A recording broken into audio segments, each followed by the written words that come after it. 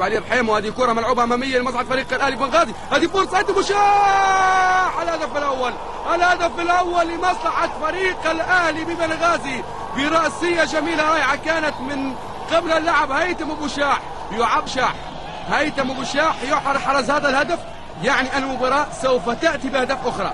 شاهدوا لقطة الإعادة لهيثم بوشاح عندما توغل في غفلة من مدافعي فريق الأهلي بطرابلس. هدف لا شيء. لقطة الإعادة، ولقطة الإعادة تبين على وجود خطأ بدفاع الأهلي بطرابلس. وهذه الكرة الخطروش وسلام عبد الصادق، وهذه فرصة في القائم.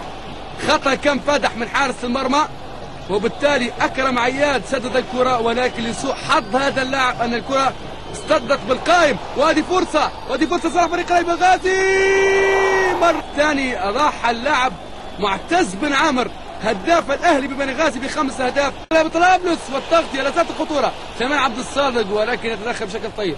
ارسال الكرة باتجاه أكرم عياد، لاعب على لاعب، فرصة التوغل بالفعل مسك من ابراهيم خزام، بالفعل كان مسك، استطاع أن يراوغ، استطاع أن يمر، ولكن ابراهيم خزام كان تسديد ولكن بشكل غير جيد.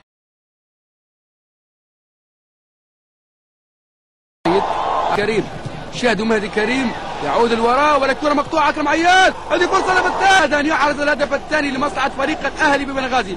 شاهدوا لقطة الإعادة للخطأ اللي وقع فيه المهدي كريم، والتسديدة الأخيرة للاعب أكرم بطرابلس. الكرة طويلة كانت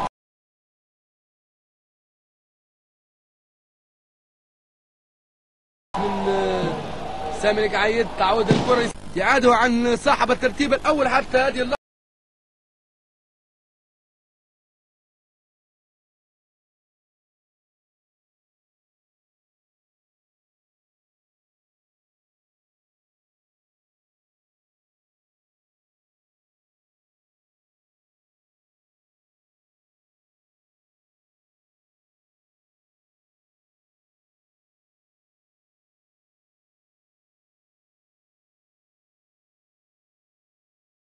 فريق الأهلي بطرابلس، وهناك مناوشات.